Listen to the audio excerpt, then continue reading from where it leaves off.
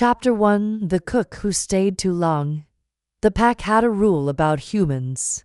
They could work. They could trade. They could pass through the territory on the main road without being stopped, as long as they kept their eyes down and their pace steady. What they could not do was stay. Sera had stayed for 3 years. She was 19 now. 19. With a face that still carried traces of softness that did not match her eyes. Her hair was always braided tight at the nape of her neck. Not for style, for control. Her posture was straight, neither submissive nor challenging, carefully balanced in the space between tolerated and unnoticed. She had learned early that survival was not about strength. It was about not being worth the trouble in Vorkeld territory. Usefulness was protection, not kindness. Protection. She had arrived in winter, when snow buried the main road and even wolves moved slower. She came alone, carrying a pack that looked lighter than it should have been. The guards had watched her approach with the detached curiosity reserved for outsiders. Something that had wandered into range and had not yet done anything worth acting on. State your business. I cook. That was true. She handed over a reference letter from a northern pack, sealed in wax, signed by a quartermaster whose name still carried quiet respect in certain territories. That pack no longer existed. A border dispute had ended them 6 months prior. Fire had taken their haul. Survivors had scattered into other territories, other names, other silences. No one could verify the letter. That was the point. They kept her because the kitchen needed hands, and because humans were considered safe in one specific way that wolves found reliable. No magic, no shift, no scent deep enough to conceal deception the way pack members could conceal it from each other. Humans were predictable. Sera allowed them to believe that. The first months were the most dangerous. Every movement watched. Every mistake filed somewhere in someone's assessment of her. She woke before dawn and left after the last plate had been scrubbed clean. She listened more than she spoke. She never asked questions she could not justify with the work directly in front of her. By the 3rd week, the complaints about the human girl had grown softer. By the 2nd month, wolves who claimed they did not care who cooked were finding reasons to linger near the hearth. While she worked, food did what arguments could not. She learned which guards preferred their meat nearly raw, and which secretly wanted the honey glaze but would not say so. She memorized the rhythm of the pack house. When the council gathered, when patrol returned, when the alpha trained in the yard. Before the hall had fully woken, she learned which conversations happened in corridors and which ones waited for closed doors. She learned that wolves talked most when chewing. 3 years of breakfasts, 3 years of dinners before council meetings. She moved between the long wooden tables, refilling bread baskets, adjusting plates, pouring wine, eyes low, ears open, expression carrying exactly nothing that might be remembered. She learned which elder drank too much before speaking. Which beta's hands developed a tremor when certain territories were mentioned. Which corridor had a flaw in the stone that carried sound further than it should, as if the building had developed its own informant over the decades. She mapped it all, not as a servant, as an infiltrator who had found a position with excellent access and no expiration date. When she thought about those 3 years, her thoughts went flat. Ordered, precise, every guard rotation memorized, every supply shipment tracked, every visitor's name and affiliation noted in a ledger she kept inside her own head. Because paper could be found, the herbs had come later, and more carefully. Wolves relied on plants. For fever, for muscle strain after difficult shifts, for settling restless pups through a bad night. It was practical knowledge. Unremarkable, and nobody thought twice about the kitchen girl asking quiet questions about what grew where, And why? Sera asked one question every few weeks. Never enough to seem curious. Always framed around something already in the stores. She learned which leaves numbed, which roots slowed the pulse, which dried petals could interfere, briefly, with the body's preparation before a shift, disrupting the signal without cutting it cleanly. The way static disrupts a frequency without silencing it entirely. The body resisted the absence of the shift the way a person resisted being held underwater. It felt like fever, like something enormous trying to surface and finding nothing to break through. She experimented in a storage shed at the edge of the tree line, far enough from the pack house that the smell would not carry, close enough that her absence made sense. 8 months. Too much compound and a wolf would feel the suppression beginning, would recognize the wrongness of something missing before it had fully settled. Awareness meant caution. Caution meant the window closed before she had climbed through it, too little, and the effect would lift before she was finished. She needed 3 hours. 3 hours where the alpha Vorkild could not shift. 3 hours where instinct would not shortcut reason, where scent would not give him an exit from the conversation she intended to force. 3 hours where Kalen Vorkild would be left with nothing to rely on except his own mind, sitting across a table from hers. That night, the kitchen was nearly empty. The rest of the staff had gone home. The hearth had burned down to its working heat, the kind that meant serious cooking rather than display. Candlelight moved against stone. Sera stood at the central counter and measured a pale powder into a narrow glass vial. Her hands did not shake. They had not shaken in 3 years. Not since the night she understood that waiting for someone else to act was the same as choosing not to. She stoppered the vial, slipped it into the inside pocket of her apron, where it rested against her ribs like a decision that had already been made. Then she prepared the Alpha's evening wine exactly the way she always did. The same cup, the same measured pour, the same sprig of rosemary laid across the rim, because he had mentioned once, offhandedly, in a conversation she was not supposed to be listening to, that rosemary reminded him of the Southern Territory where he had trained as a young man. Most people would have forgotten. Most people were not paying that quality of attention. She had not forgotten anything, not the word alliance, spoken with careful calm at the council table 2.5 years ago, not the way the Northern Territory had been referenced and then gone quiet. The subject. Chapter 2: The Alpha Drinks. The hall was already full when Kalen entered.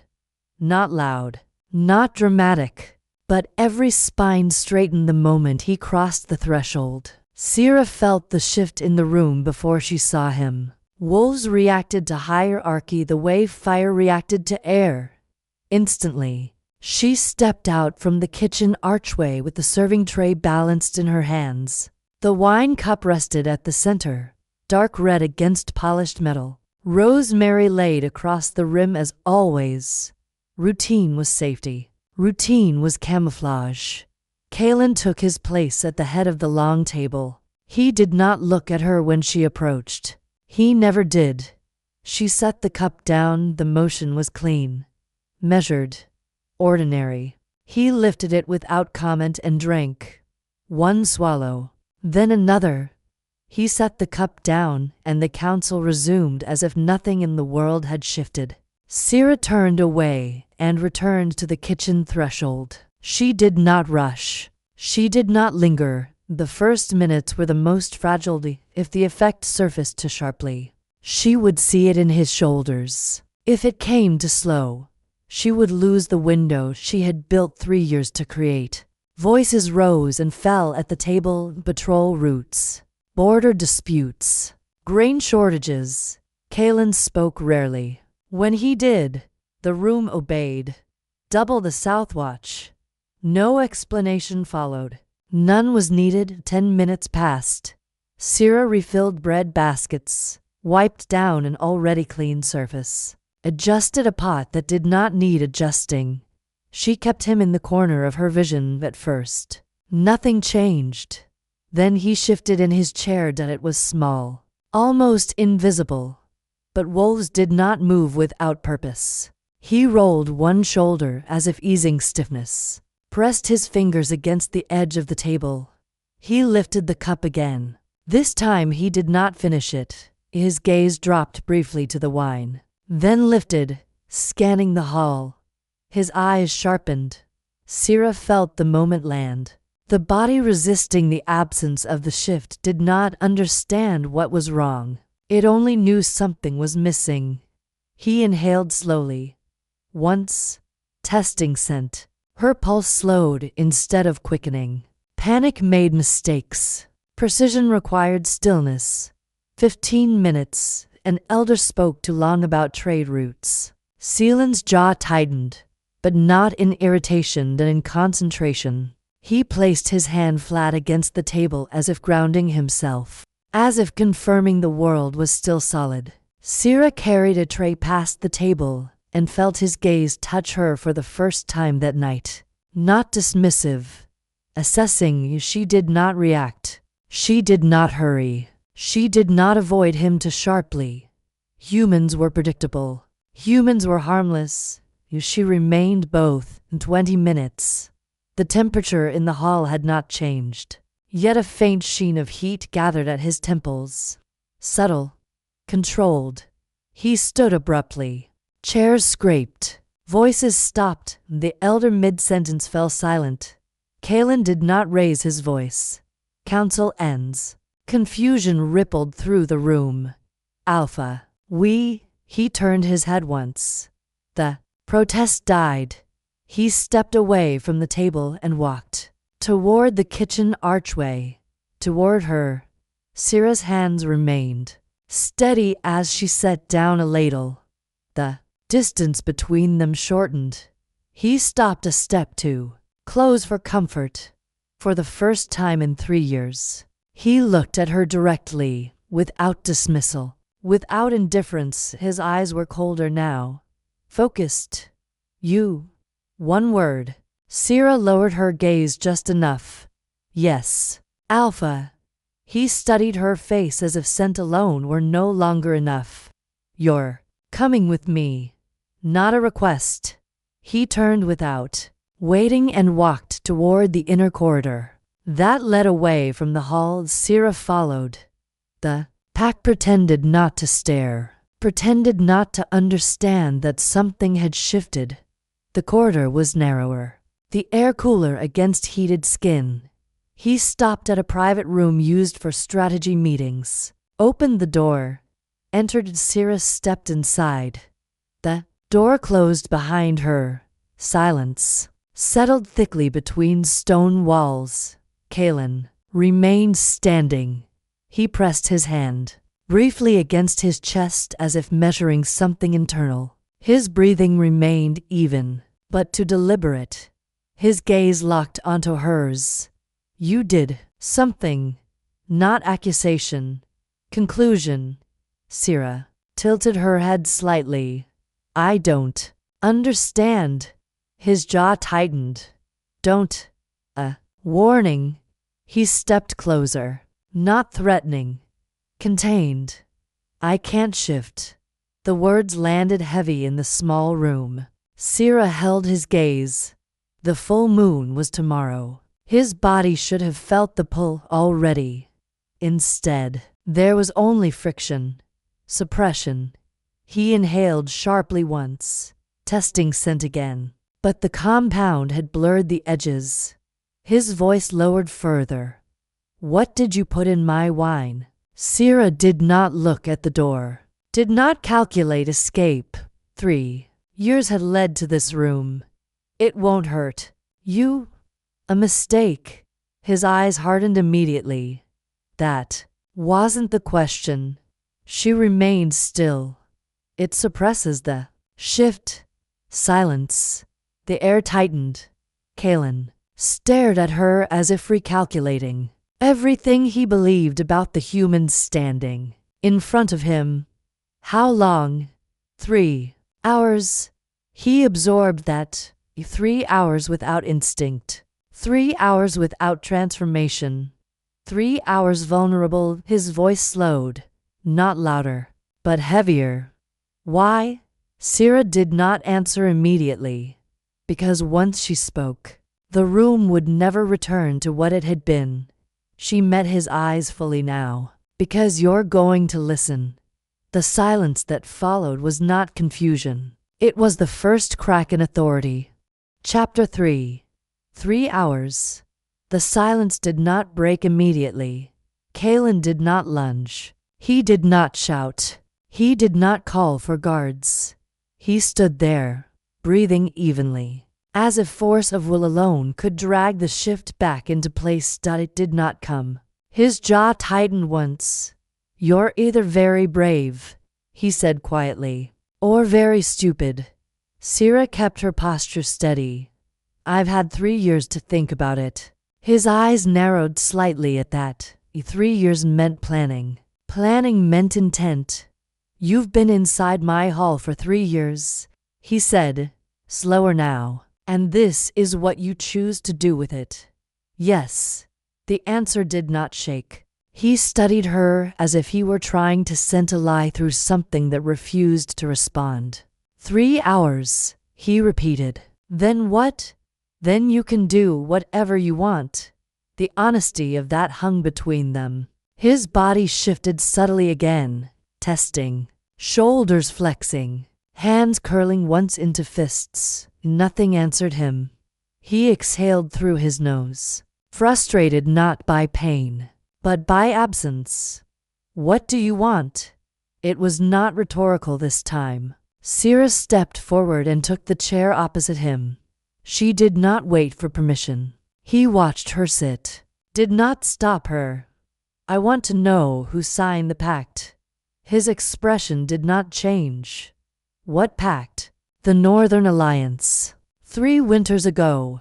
A flicker crossed his eyes, small, quickly, controlled. That territory collapsed. I know how. I listen. The words landed clean. His fingers tapped once against the table. Not impatience. Calculation. There was no alliance authorized under my name. Sera held his gaze. That's the problem. The air seemed to thin. You're accusing my counsel. I'm accusing someone. He leaned back slightly, measuring her again. And what does that have to do with you? It was almost mild. Sera's voice did not rise. My sister disappeared because of that pact.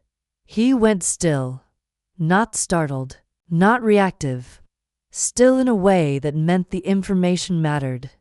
How? She was part of the exchange. His brow tightened faintly. There was no exchange. There was, Sera said. She was sent as leverage. A human. Disposable. The word sat between them. Disposable. CALA and single quotes. S gaze sharpened. Humans aren't leverage in my territory. She wasn't in your territory. A beat. She was sent. Here. Silence expanded in the room. That's not possible, he said. Slower now. It happened. Under whose authority? That's what I'm asking you. His breathing remained controlled, but the control was deliberate now. You're telling me, he said carefully, that someone negotiated an exchange with the Northern Pact without my approval. Yes.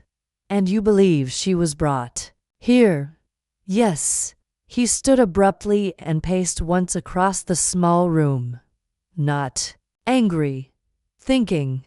The absence of the shift made him sharper, not weaker. Human thought instead of instinct. When did she disappear? 3 winters ago. That was before the border dispute escalated. Exactly. He stopped moving. And you think she's still alive? Sera's voice paused just a fraction before answering.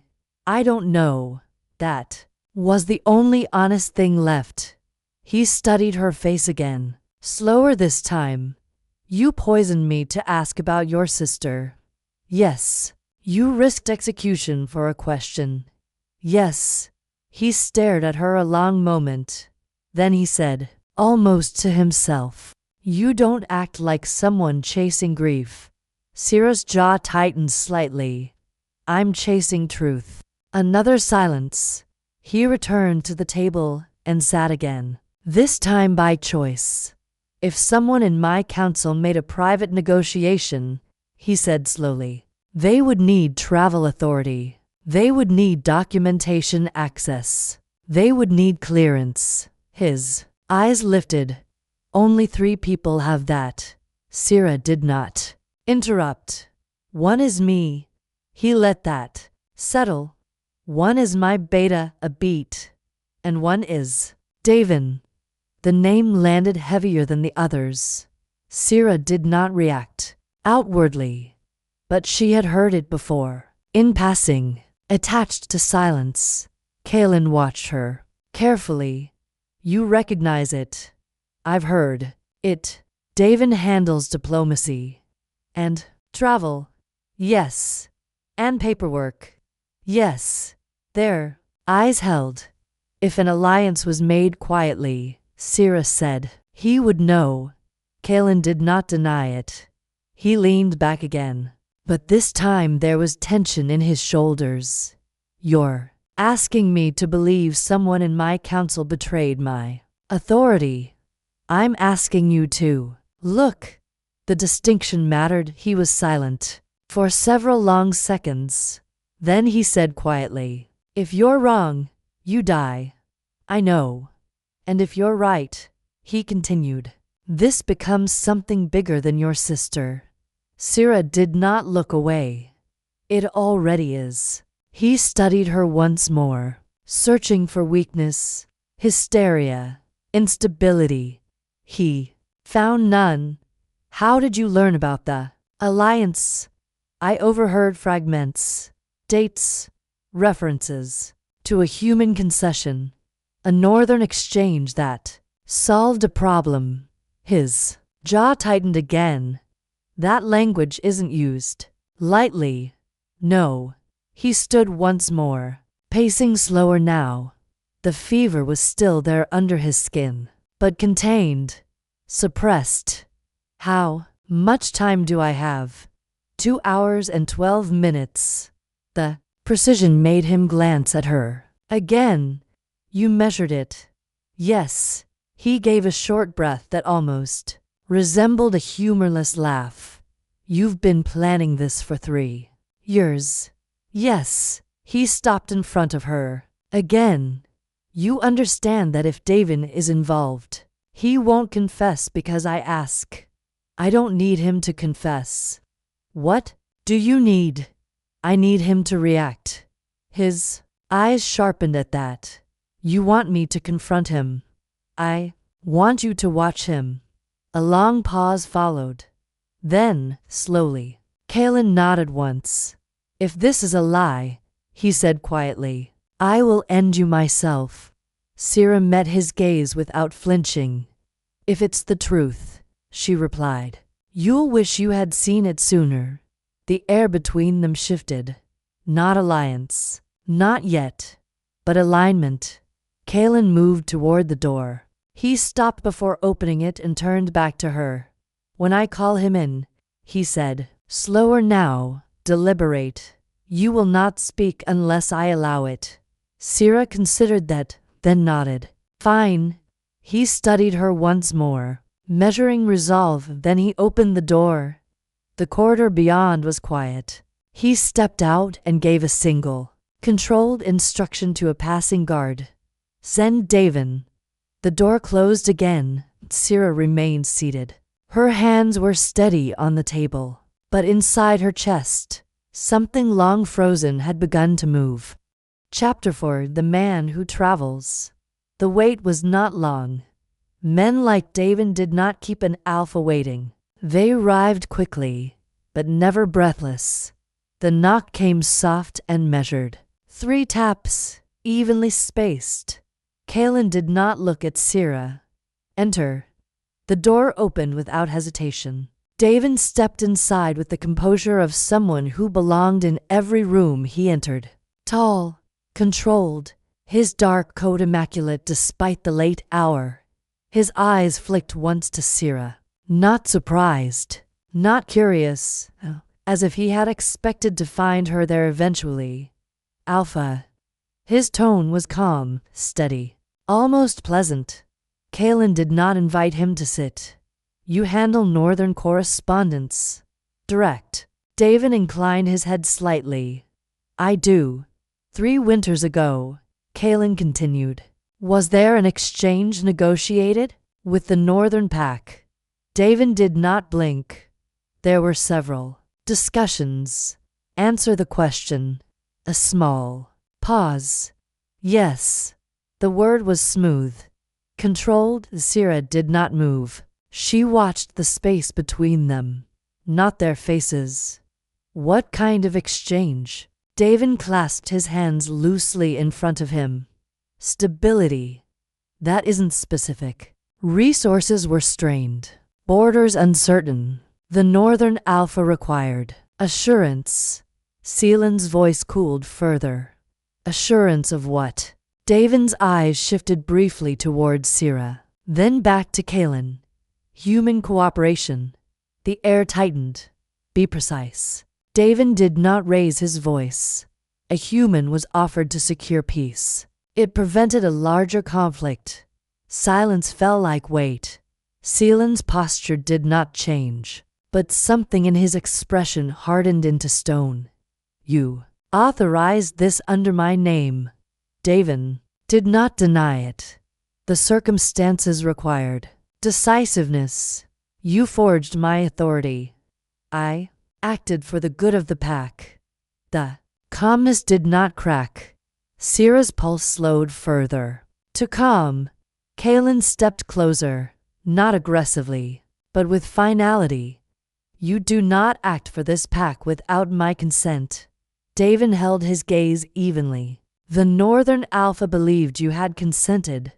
That isn't the same. No, Davin agreed quietly. It isn't. The admission was too easy. Sera felt it. Kalen felt it. Where is she? Sera asked before she could stop herself. Both men looked at her. Seelan's expression sharpened in warning.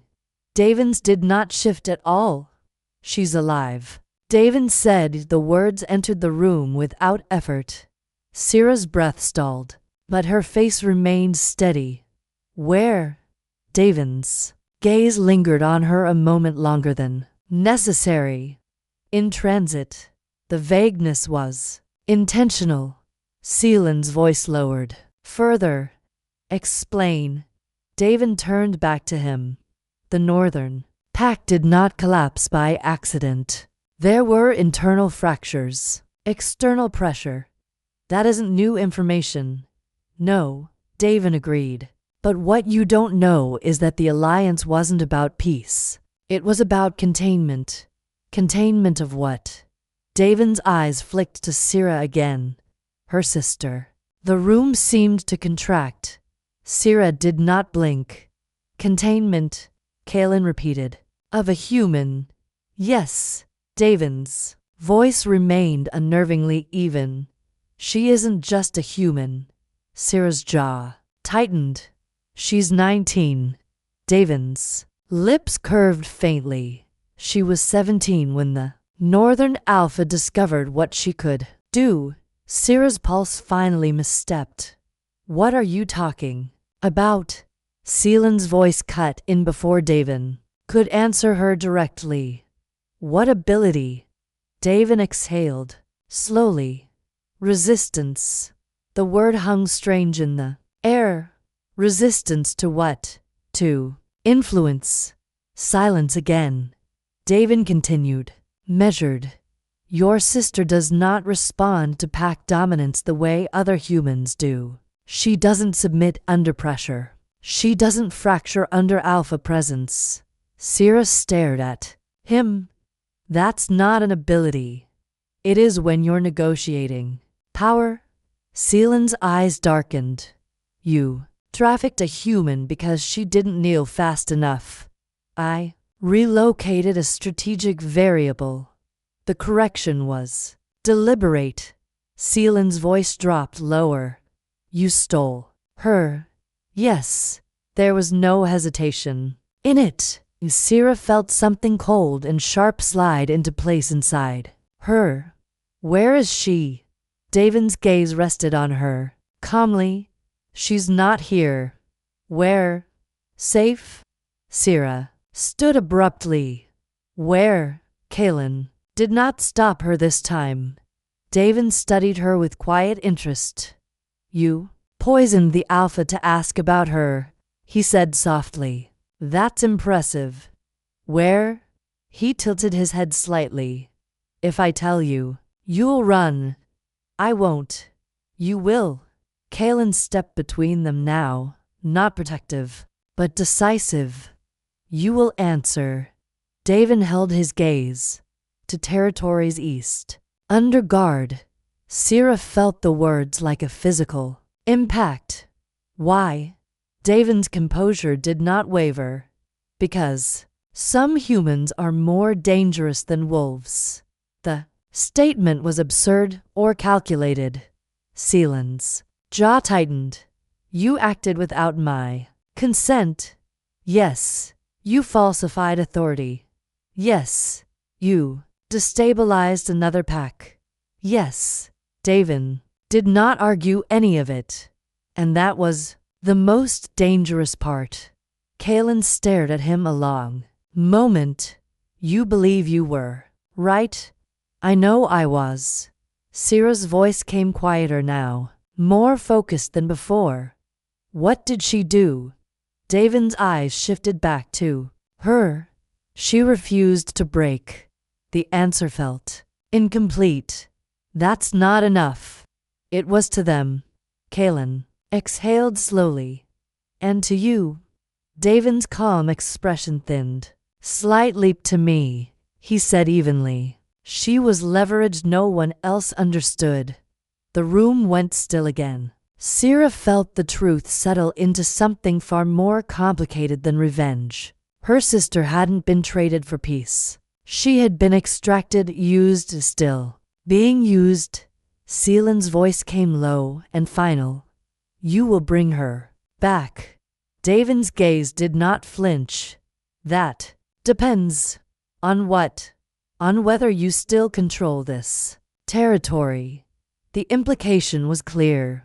Something had been set in motion beyond one stolen human, beyond one forged signature. Sera looked between them and understood, with sudden clarity, that this was no longer about a pact. It was about power shifting under her feet, and she had just forced it into the open. Chapter 5. The fracture. The room did not erupt. There was no shouting, no overturned table, no claws through stone. The silence was worse than that. Kaelin stood very still, the kind of stillness that came before something irreversible. Davin did not move either. His calm had not broken. Sera felt it then, the shift she had not calculated. This was no longer a confession pulled into the light. This was a crack running through the spine of the pack. You acted outside my authority, Kaelin said quietly. Yes. You destabilized another territory. Yes. You moved a human across borders under forged command. Yes.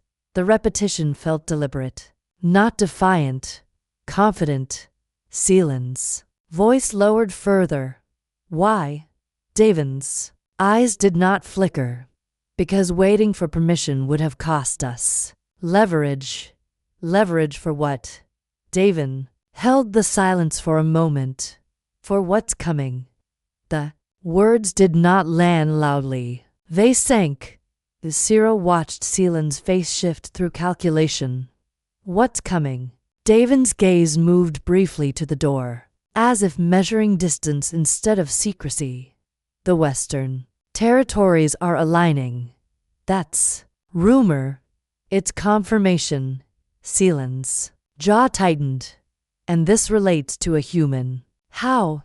Davin looked at Sera directly. Now, some people don't break under dominance. They don't fracture when pressured. They don't align instinctively. Sera's fingers curled at her sides. That doesn't make her a weapon. No, Davin said evenly. It makes her valuable. Kaelin stepped closer. You don't get to decide who is valuable. Davin's expression did not shift. You're thinking like an alpha. And you're not. The insult hung in the air. Davin exhaled slowly. I'm thinking long term. Sera felt the fracture widen. This wasn't about her sister anymore. Not entirely. It was about control of strategy. Control of foresight. Control of what the pact became next. Kaelin turned slightly, as if forcing himself to view the room from distance instead of emotion. You moved her east, he said. Yes. Under guard. Yes. Whose? Davin paused for the first time. Trusted men? That isn't an answer. It's the only one that matters. Sera stepped forward before she could stop herself. You don't get to reduce her to logistics. Davin's eyes softened just slightly. Not sympathy. Assessment. You poisoned the alpha to demand clarity. Yes. Then listen carefully. The calm tone did not rise. It pressed. If your sister had stayed in the north, she would have been killed when the pack fractured. Sera's breath hitched despite her control. You don't know that. I do. How? Because I was there. The room shifted again. Seelan's head turned sharply. You left this territory without my order. Yes. When, 3 winters ago, the pieces began to align in Sera's mind. You didn't steal her for leverage, she said slowly. Davin's eyes held hers. I extracted her before she became collateral. The difference was razor thin. Seelan's voice hardened. You lied to me. Yes. And you expect to walk out of here. Davin did not smile. He did not flinch. I expect you to think before you react. The audacity of that hung heavy. Seelan's hands flexed once at his sides. The suppression was still working. The shift still locked. If he had been able to transform, this room would already be blood. Sera saw it. So did Davin. That compound won't last forever, Davin said calmly. Seelan's eyes flicked to him sharply. You knew. I suspected. How? You're too controlled tonight. Silence followed that. Sera felt something colder settle into her chest. Davin hadn't been surprised to find her here. He had anticipated movement. You let this happen, she said quietly. Davin tilted his head slightly. I allowed space for it. You manipulated me. No, you did. His voice remained steady. You were already going to act. I simply removed obstacles. The implication struck harder than anger. He had known she was listening for years. He had known she would reach a breaking point. You used me to force this conversation, she said. Yes. Seelan's expression shifted again. To expose you. Davin's gaze moved back to him. To expose instability. You mean my authority. If you can't control your council, Davin said quietly, then the Western Territories won't wait for you to figure it out. The fracture was now visible. This was not betrayal born from greed. It was ambition wrapped in strategy. Sera's sister had been caught inside that calculation. Where exactly is she? Sera asked again. Voice steady now, sharper. Davin watched her a long moment. If I give you coordinates, you'll go. Yes. And you'll die. The statement carried no threat, only probability. Then, I'll die knowing. Davin studied her as if reassessing her value. Kaelin stepped forward again. You will give me the location. Davin's gaze remained calm. And then, what? I bring her back and destabilize 3 territories in the process. Silence. Seelan's eyes darkened. You think you see further than I do. I think I see sooner. The difference mattered. Sera felt the room tilt again. Her sister wasn't a pawn. She wasn't leverage. She wasn't a bargaining chip. She was alive, and that was enough to fracture everything. Kaelin turned slightly, as if recalibrating the board in his mind. If I remove you, he said quietly, I remove the only person who knows where she is. Yes. And if I let you walk free, you validate me. The honesty was brutal. Sera understood now. This wasn't a confrontation. It was a power shift mid-formation. And she had triggered. Seelan's voice lowered further. You will give me the location. Davin held his gaze. I will give you proof she's alive. Now. Tomorrow. The word struck like stone. Why tomorrow? Because that's when the Western envoy arrives. The silence that followed was heavier than any before. Sera felt it settle in her bones. This was bigger than one sister, bigger than one forged pact. The fracture wasn't inside the room. It was already spreading beyond it. Chapter 6. The truth under the pact. The word tomorrow did not fade after it was spoken. It remained in the room, stretching time thinner than the 3 hours Sera had forced into existence. Kaelin did not look at her. He did not look at Davin. He stared at the door. The Western envoy arrives at dawn. Davin continued calmly. Earlier than expected. You withheld that information. Yes. Seelan's breathing remained controlled, but the restraint had changed shape.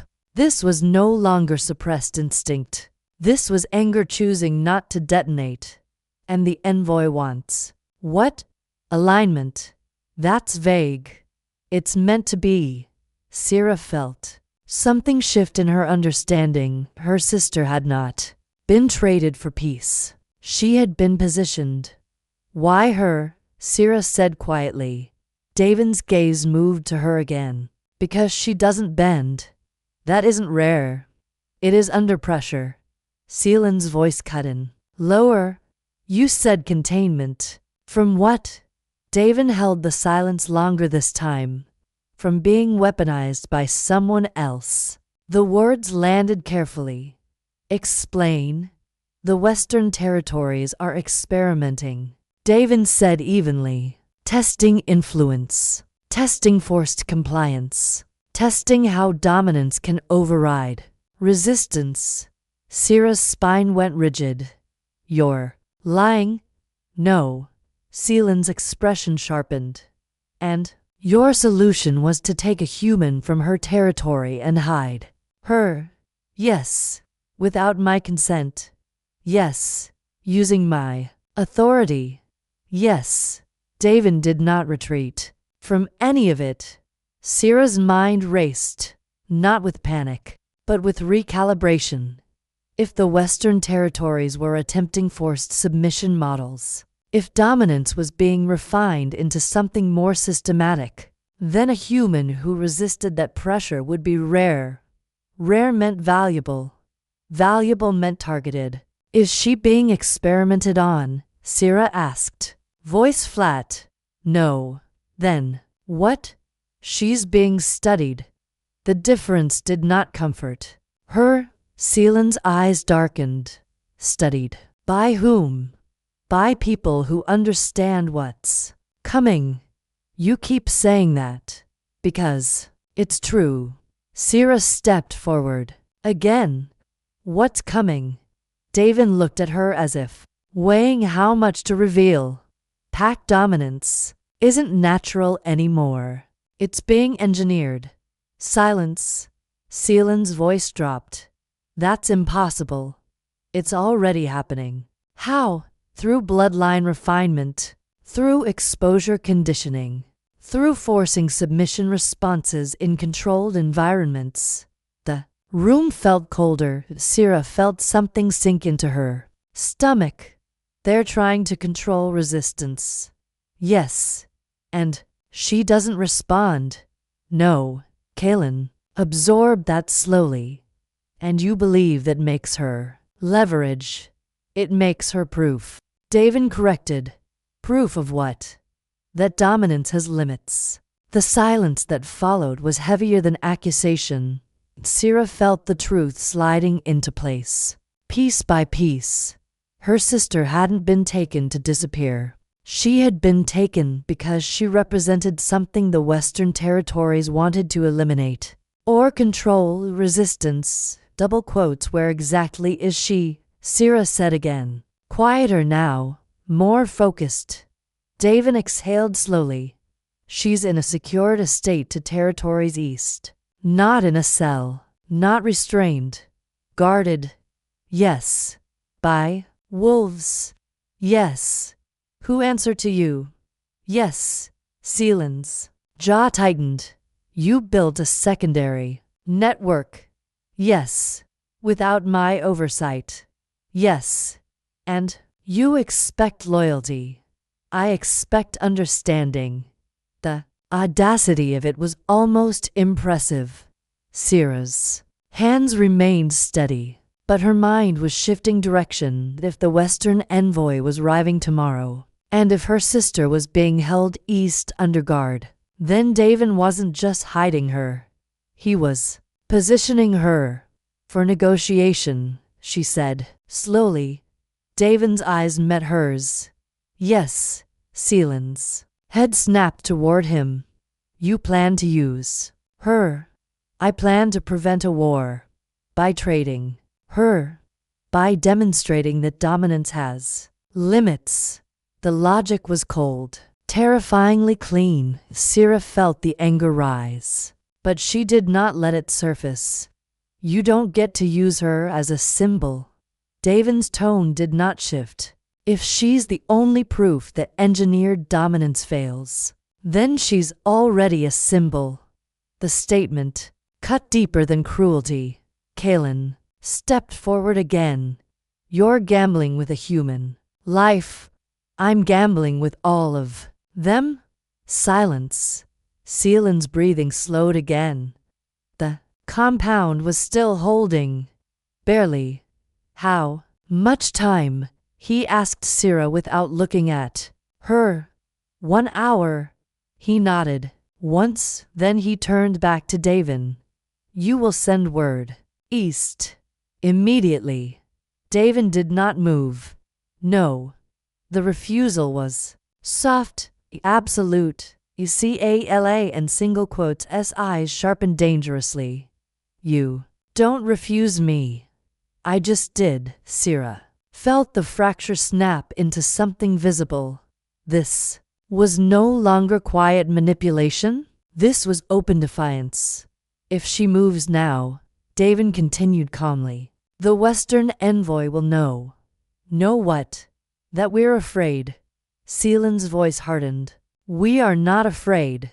No, Davin agreed. We're divided. The word landed harder than anything before. Divided. Sera understood now. Her act had forced truth into the open, but it had also revealed how unstable the power structure already was. If the envoy sensed weakness, alignment could shift overnight. And if we do nothing, Kaelin said slowly, you proceed with your negotiation. Yes. And if I remove you, you lose access to her. The stalemate was complete. Sera looked between them and felt something sharper than grief. Her sister was alive, but she was not safe. Not truly. Not while men like this calculated futures around her existence. What does she want? Sera asked suddenly. Both men looked at her. What? Kaelin said. You've both decided what she represents, what she proves, what she risks. Her voice remained level. What does she want? Silence answered her. Davin's composure held, but something flickered behind his eyes. She wants to go home, he said quietly, the simplicity of it cracked. Something inside Selen's expression shifted subtly. And you didn't let her? Davin did not deny it. Not yet. Sera felt the last piece lock into place. Her sister wasn't contained. She was contained until usefully, and usefulness had expiration dates. How long? Sera asked. Davin did not answer. Immediately. How long until she becomes disposable? The word returned like a blade. Davin's calm thinned for the first time. She won't. You don't control that, Sera said quietly. Silence stretched. Then, from somewhere beyond the corridor, a horn sounded once, low, distant. Selen's head turned sharply. That's not Dawn, he said. Davin's gaze shifted toward the door. No, he agreed. The horn sounded again. Closer. Sera felt her stomach tighten. What is that? Selen's voice dropped. That's Western rival protocol. But you said tomorrow. Davin did not answer. The horn sounded a third time, and this time it was inside the outer gates. Chapter 7. The Rival. The third horn did not echo. It settled, close enough to vibrate through stone. Kaelin moved first, not in panic, indecision. They're early, he said. Davin did not look surprised. They adjust when they sense instability. You informed them. No. Kaelin held his gaze a second too long. Open the gates? They're already inside the outer yard. The realization struck harder than the accusation. Sera felt it in the way the air shifted. This was no formal visit. This was assessment. Kaelin stepped toward the door. You're coming, he said to Davin. Then, his eyes flicked to Sera. You stay. No. The word left her before she weighed it. Selen's gaze hardened. This isn't your negotiation. It became mine 3 years ago. A pause. He measured her again, recalculating risk. You don't speak unless I allow it. She nodded once. The corridor outside was already alive with motion. Boots against stone. Orders spoken low. The pack felt it. And rival not aligned with schedule meant pressure. They moved through the hall quickly. Sera felt eyes follow her now. She was no longer invisible. The main doors stood open to the courtyard. 3 figures waited just inside the threshold. The central one wore dark gray, silver at the shoulders, posture straight without effort. His presence did not push outward like Selen's. It coiled. Alpha Vorkeld, the envoy said smoothly. His voice carried without raising volume. You're early, Kaelin replied. We were invited to observe stability. The choice of word was deliberate. Kaelin did not step aside. You observe from the yard. The envoy's eyes moved once over Davin.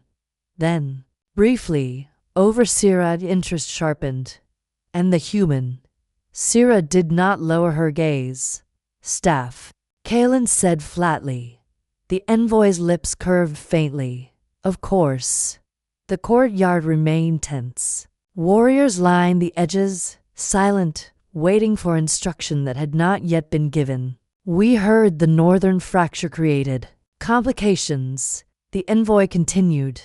It did, Kaelin said. And we handled them. Did you? The question carried no aggression. Only curiosity sharpened into challenge. Davin stepped slightly forward. Vorkeld territory remains aligned. The envoy's eyes rested on him longer. You must be. Davin, we've heard you think long term. Seelan's jaw tightened.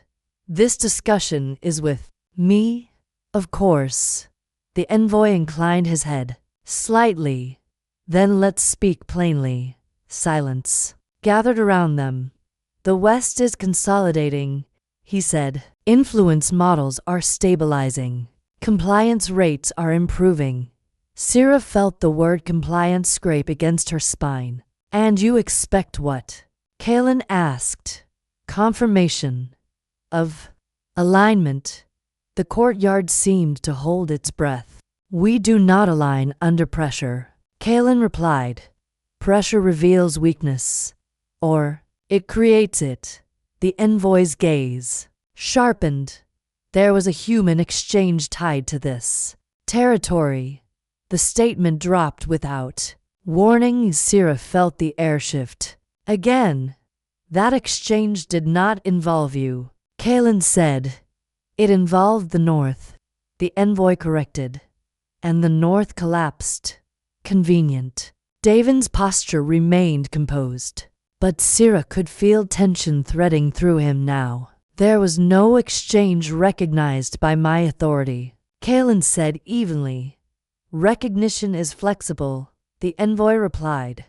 Not here. A thin silence followed. The envoy's eyes moved again, this time deliberately settling on Sera. Where is the girl? Sera did not react. Seelan's voice cooled further. There's no girl. Interesting. The envoy smiled faintly. Our information suggests otherwise. Davin stepped forward again, smooth as ever. Your information is incomplete. The envoy's gaze sharpened at that. Is it? The tension in the courtyard thickened. Sera realized then what Davin had meant. Her sister was not just leverage internally. She was leverage externally. And someone in the West already knew she existed.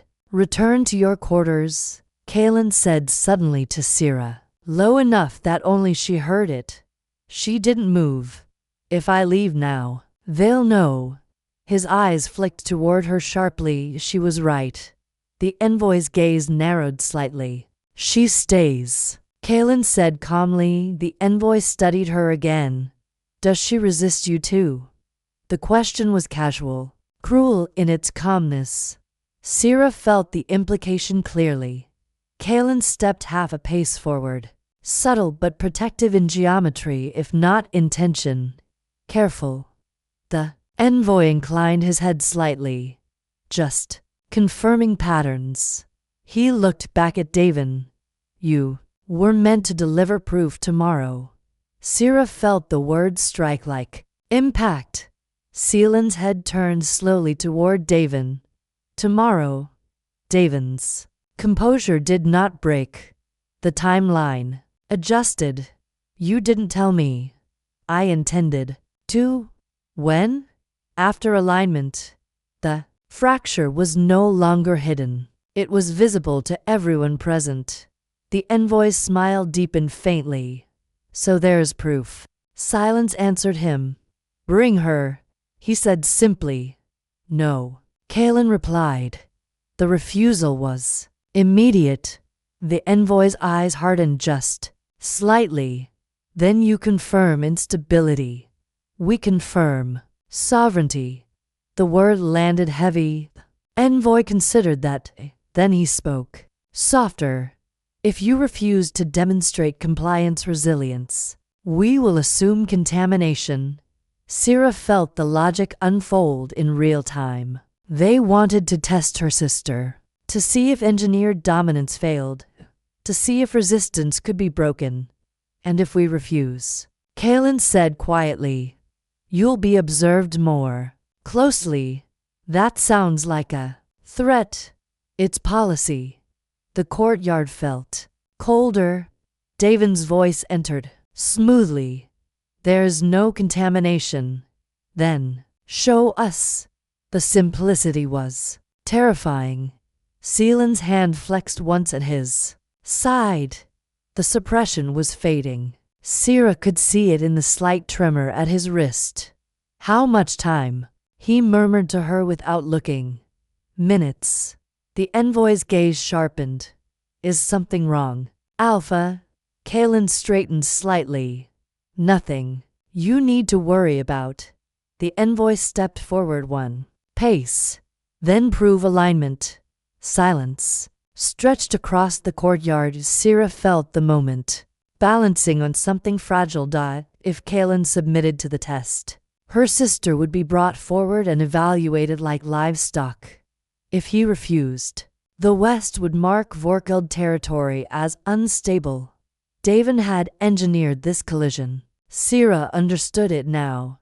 This was not about one human. It was about whether dominance itself could be challenged. Seelan's eyes shifted to her once. A question without words. She met his gaze steadily. In single quotes, the suppression broke. It wasn't explosive. It wasn't violent. But the air shifted as instinct rushed back into his body. The envoy felt it. Every wolf in the courtyard felt it. Seelan's voice deepened. No longer strained by restraint. There will be no demonstration. The envoy's expression cooled. Then we reconsider your status. Kalen stepped fully forward now. Presence expanding outward like heat. You reconsider nothing on my land. The courtyard vibrated with tension. For a split second, Sera thought claws would meet stone. Then the envoy inclined his head slightly. Very well. The calmness returned, but colder. We will return at sunrise. He turned smoothly. The other two followed. The gates did not slam. They closed with deliberate quiet. Silence remained. The courtyard exhaled. Kalen stood still a moment longer, then turned slowly toward Davin. You put us in this position. Davin's composure remained intact. They were coming. Regardless, you accelerated it. Yes, Sera looked between them. And now, Seelan's gaze shifted to her. Now, he said quietly, we bring her home before sunrise. Davin did not interrupt this time, but something in his eyes suggested the night was far from stable. Chapter 8.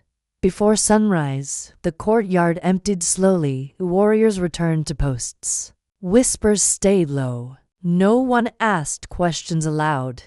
Kalen did not move immediately. He stood facing the gates long after the Western envoy disappeared beyond them. They'll be watching the roads, Davin said calmly. They're always watching, Kalen replied. The difference now was intent. Sera felt it clearly. This was no longer theoretical alignment. It was a countdown. How far east? Kalen asked. Half a night on horseback, Davin answered. You're coming, Kalen said. It wasn't invitation. Davin held his gaze a moment. Yes, Sera stepped forward. I'm going. Seelan's eyes shifted to her. No, she won't trust you. Alone. That made him pause. Davin spoke evenly. She will trust her sister. Silence stretched. Time felt thinner than before. Kalen turned toward the stables without further argument. They rode under moonlight that hadn't yet reached full strength. The sky was cold and clear. No escort. No signal banners. Just 3 riders moving fast and quiet. Sera held the reins tight, wind cutting against her face. 3 years of patience. 3 hours of risk. Now this. They reached the estate just before the horizon began to pale. Stone walls. Minimal guard. To minimal. Davin dismounted first. They don't expect confrontation. Seelan's expression remained unreadable. They expect compliance. The gates opened without resistance. Inside, lanterns burned low. A single guard stepped forward, startled, then stepped aside immediately when he saw Davin. She's inside, he said quietly. Sera didn't wait for permission. She crossed the courtyard and entered the main structure. The room was simple. A table, a window, a figure seated in a wooden chair facing the dawn. Her sister turned before Sera spoke. For a heartbeat, neither moved. No chains, no visible harm, just distance carved into posture. You took your time, her sister said softly. Sera's throat tightened, but her voice stayed steady. I had to be sure. Her sister stood. You look older. So do you? A pause. You shouldn't have come, her sister said, quietly. I was always coming. Kaylin and Davin entered behind her. Her sister's gaze flicked to them, assessing, measuring. This is the alpha, Sera said. Her sister's expression did not shift. I know. Kaylin stepped forward slightly. You're free to return. The words were simple. Her sister studied him. For how long? Silence answered. Davin spoke calmly. If you leave now, the West accelerates pressure. Her sister's eyes hardened. I'm not leverage. No, Davin agreed. Your evidence. Of what? That resistance exists. She exhaled slowly. They already know that. Sera felt confusion sharpen. What do you mean? Her sister turned back to her. I wasn't taken because I resist. Sera's pulse misstepped. Then why? Her sister's gaze moved briefly to Kaylin. Because I can feel it. Feel what? Engineered dominance. The words landed differently now. I can tell. When it's artificial, she continued. When it's pushed, it leaves a residue. Sealan's posture shifted slightly. You can identify it. Yes. Davin's composure thinned for the first time. That wasn't confirmed. It is now. Silence filled the space. Sera felt the shape of the truth complete itself. Her sister wasn't just resistant. She was diagnostic. Proof that the West's methods left traces. If I go back, her sister said quietly, they'll demand a demonstration. Sealan's jaw tightened. And if you stay, they escalate. The dilemma had not changed. It had sharpened. Sera stepped closer to her sister. Do you want to come home? Her sister didn't answer immediately. Yes, she said finally, but not as cargo. Kaylin absorbed that. What do you suggest? Her sister's gaze shifted to the horizon, where dawn was beginning to bleed through. Gray. We don't refuse the envoy. Sera turned sharply. No, we redefine the test. Her sister continued calmly. How? I stand in their presence. Silence dropped heavy. They try their influence, she said. I don't break. That's risky, Kaylin said. It's inevitable. Davin's voice entered. Softer now. They'll adapt. They already are, she replied. Sera felt the weight of it settle. This was never about rescue. It was about exposure. Kaylin studied her carefully. You understand what this does? Yes. It makes you visible. I already am. The truth of it lingered. Sera looked at her sister and saw not a victim, but a line drawn quietly in defiance. If they fail, Kaylin said slowly, their model fractures. And if they succeed, Davin added, they won't. Her sister said, evenly, confidence without arrogance. Kaylin looked at Sera. This time the question wasn't silent. Can you accept that? Sera held her sister's gaze. 3 years of anger, 3 years of calculation, and now choice. Yes, she said quietly. Dawn broke fully over the estate. They rode back before the sun cleared the horizon. By the time the Western envoy returned to the courtyard. Sera's sister stood beside Kaelin, calm, steady. Unbound, the envoy's eyes sharpened immediately. "So," he said smoothly, "you decided to cooperate. We decided to demonstrate." Kaelin corrected. The courtyard held its breath. The envoy stepped forward slowly. Presence. Coiling, the pressure built. Deliberate. Engineered. Sera felt it brush against her skin like static. Her sister did not move. The envoy's focus intensified. Wolves along the perimeter shifted slightly, instinct reacting to layered dominance. Her sister remained steady, no flinch, no bow, no crack in posture. Seconds stretched. The envoy's expression thinned. He increased pressure. The air felt heavier now. Sera's heart pounded, but her sister's gaze remained level, unbroken. Finally, the envoy stepped back. The pressure dissolved in silence. Then, very slowly, the envoy inclined his head. "Interesting." He turned to Kaelin. "Your territory remains independent. For now," Kaelin replied evenly. The envoy's gaze flicked once more to Sera's sister. "This isn't finished." "It never is," Kaelin said. The envoy turned and exited without another word. The gates closed behind him. The courtyard exhaled.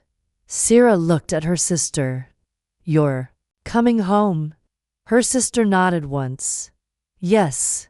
Seelan's presence settled, not dominating, not coercive, different now. Sera felt something shift inside her. Not victory, not revenge, something steadier. The pack had a rule about humans. They could work, they could trade, they could pass through. They were not meant to stay. Sera looked around the courtyard where every wolf had just watched a human refuse engineered dominance. Then she met Seelan's gaze. That rule was about to change.